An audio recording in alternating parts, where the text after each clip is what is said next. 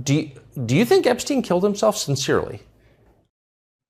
I'm Ben Meiselas from the MeidasTouch network, and that's what was taking place during also a very bizarre Republican, I should say, MAGA Republican debate taking place in Milwaukee, Wisconsin. So Donald Trump was too big of a coward to show up at the first Republican presidential primary debate. Instead, he was doing that with Tucker Carlson. Let me give you the lowlights of that. I mean, but by the way, Donald Trump, the person who I'm going to show you the lowlights of this interview from, is the leading candidate by far in the Republican Party. He is the leader of the modern day Republican Party.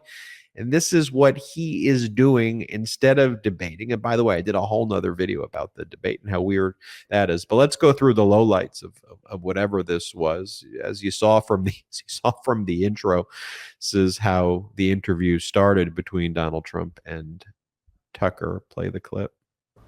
Do you think Epstein killed himself sincerely? I don't know. I will say that, he was a fixture in Palm Beach. Yeah. I don't know what Barr said about it either. I have no idea what he said. What did he say? He killed himself, probably? He said he killed himself and that they were going to do this investigation. They never did the investigation. It's never been public. Well, and they hid it. And why are they doing that? And clearly Barr knew. But why would Bill Barr be covering up the death of Jeffrey Epstein? Bill Barr didn't do an investigation on the election fraud either, okay? He said he did, and he pretended he did, but he didn't. McSwain, the U.S. attorney in Pennsylvania, Philadelphia, said Barr just wouldn't let him do it. It was crazy. Okay, describing Jeffrey Epstein as a fixture in Florida would not be the first word I would use to describe him, but Donald Trump, I would probably use very similar descriptive terms. And then, of course, Donald Trump has to spread the lies about somehow connecting that to the 2020 election. All right, so that's how it started. Next, they talk about Donald Trump's obsession about President Biden going to the beach and having his shirt off on the beach. Play the clip. You don't think he's going to make it to November of 2024? Well, I think he's worse mentally than he is physically. And physically, he's not exactly a triathlete or any kind of an athlete. You look at him, he can't walk to the helicopter. He walks, he can't lift his feet out of the grass. It's only 2 inches at the White House, right? It's not a lot. But you watch him, and it looks like he's walking on toothpicks. So, and then you see him on the beach where he can't lift a chair. Those chairs are meant to be light, right? They're like 2 ounces. You lift him up. He can't lift the chair. He can't walk to the chair. And I don't know what they're doing with the beach. This beach is seeming to play a big role, but they love pictures of him on the beach. I think he looks terrible on the beach. He looks terrible on the beach. Skinny legs. Well, he can't walk through the sand. Sand is not that easy to walk through, but when he walks through it, he can't walk through the sand. And there's somebody in there that thinks he looks fabulous at the beach. I think he looks horrible at the beach. Plus, the beach doesn't represent what a president's supposed to be doing. You're supposed to be working. What the hell is he talking about? I mean, what the hell are they talking about? Skinny legs? I mean, this is some of the most, it's dangerous. It's really freaking, it's really weird stuff right here. And as I say, it's weird and dangerous. And as Tucker Carlson is pushing Donald Trump, and Donald Trump is equally receiving and then saying these horrible things about it. They don't think Biden's going to make it to 2024, and then the ridiculous skinny legs. And then, of course, they get into the topic that they have to about, do you think we're moving towards a civil war? Because they're all about pushing that. That's what it is. It's all projection by them. And then the same way Donald Trump refers to Jeffrey Epstein as a fixture, Donald Trump's description of the January 6th insurrection is that it was very interesting. Here, play the clip. Do you think we're moving towards civil war? There's tremendous passion and there's tremendous love. January 6th was a very interesting day because they don't report it properly. I believe it was the largest crowd I've ever spoken before. And some of the crowds I've spoken before. And like July 4th on the mall, I think they had 1 million people there. But I think that The biggest crowd I've ever spoken before was on January 6th, and people that were in that crowd, a very, very small group of people, and we said patriotically and peacefully and patriotically, right? Nobody ever says that. Go peacefully and patriotically. But people that were in that crowd that day, very small group of people, went down there, and then there are a lot of scenarios that we can talk about. But people in that crowd said it was the most beautiful day they've ever experienced. There was love in that crowd. There was love and unity. I have never seen such spirit and such passion and such love. And I've also never seen simultaneously and from the same people such hatred of what they've done to our country. So do you think it's possible that there's open conflict? We seem to be moving towards something. I don't know, because I don't know what it, I can say this. There's a level of passion that I've never seen. There's a level of hatred that I've never seen, and that's probably a bad combination. The hell is he talking about? I mean, how dangerous can you be describing it as love and unity on January 6th? How dangerous can you get?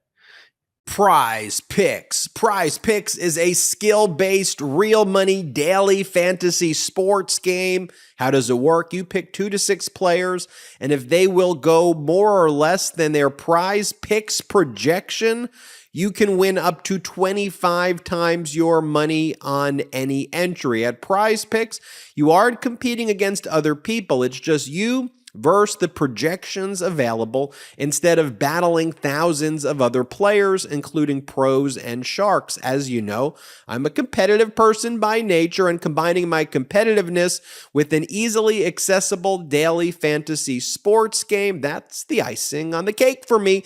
With the Major League Baseball season about to head into playoff season and football season, both college and pro, getting going, and I love college football, I can put my skill-based knowledge to the test with daily entries with incredible winnings. So Prize Picks offers projections on any sport that you watch. This includes NFL, NBA, MLB, NHL, PGA, college football, men's college basketball, women's college basketball, soccer, WNBA, esports, NASCAR, tennis, MMA, boxing, disc golf, Euro basketball, cricket, and many, many more. Prize Picks is currently operational in over 30 states and Canada, not Ontario. Go to prizepicks.com/Meidas and use code Meidas for a first deposit match up to $100. That's PrizePicks, PRIZEPICKS.com/Meidas, and use code Meidas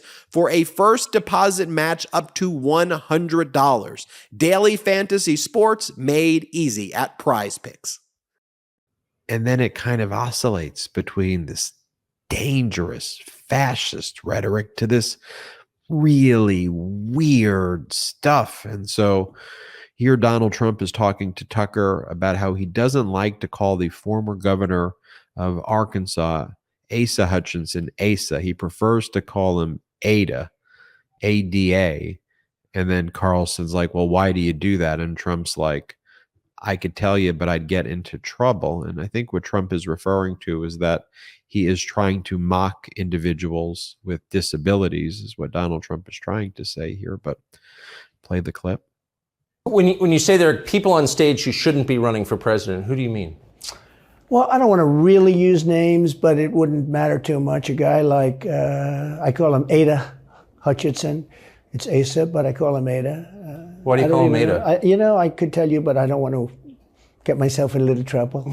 But he's weak and pathetic, and he was, I never understood the guy, never knew him.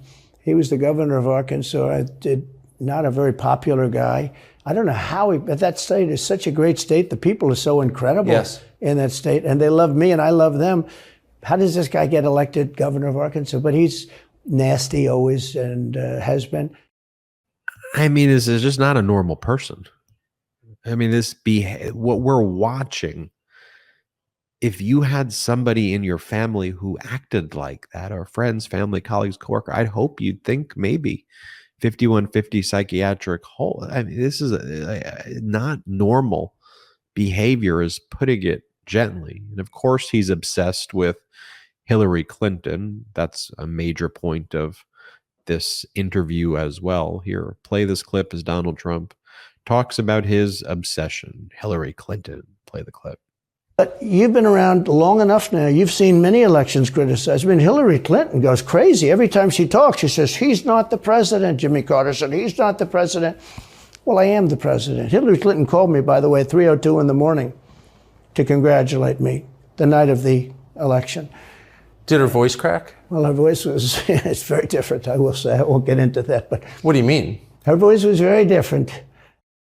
Did her voice crack? Her voice was very different. So she acted like, as difficult as that had to have been, didn't cause an insurrection and congratulated you. That must have been the hardest phone call she or anybody else may have to make in their entire life. This is your obsession over and over again. And here, just to show you how out of touch he is, Donald Trump clearly doesn't understand how to buy groceries. Here, play this clip. Convention. But to get in to vote, if you buy groceries, if you buy practically anything now, you have ID on a card, credit cards or otherwise. But that, don't you think it's racist to have to show your ID? Well, they probably say that. They use any. Okay, I can go on and show you a lot more clips, but you get the point. And this behavior, though, is just not normal.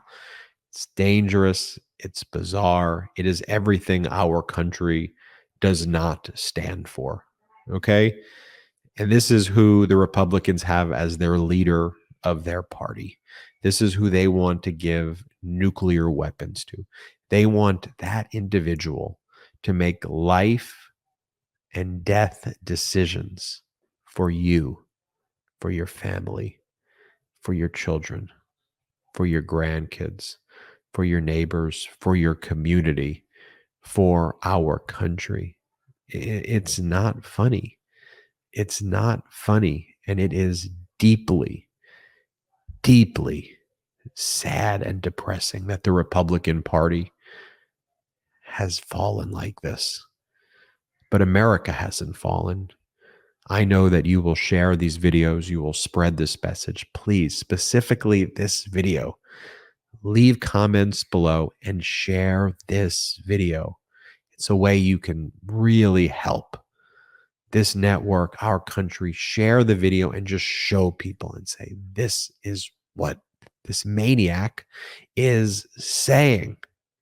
It's not normal. And I know large media networks want to normalize it and they want to ignore it. We're not going to do that here on the MeidasTouch Network. So I thank you in advance for sharing, spreading this video, and just letting people know what's going on. Check out MeidasTouch.com, the new home of all things MeidasTouch. That's MeidasTouch.com, the home of pro-democracy. And wherever you get audio podcasts, make sure you subscribe to the MeidasTouch podcast. Now, I'll see you at MeidasTouch.com. Have a great one. Hey, Meidas Mighty, love this report? Continue the conversation by following us on Instagram at MeidasTouch to keep up with the most important news of the day. What are you waiting for? Follow us now.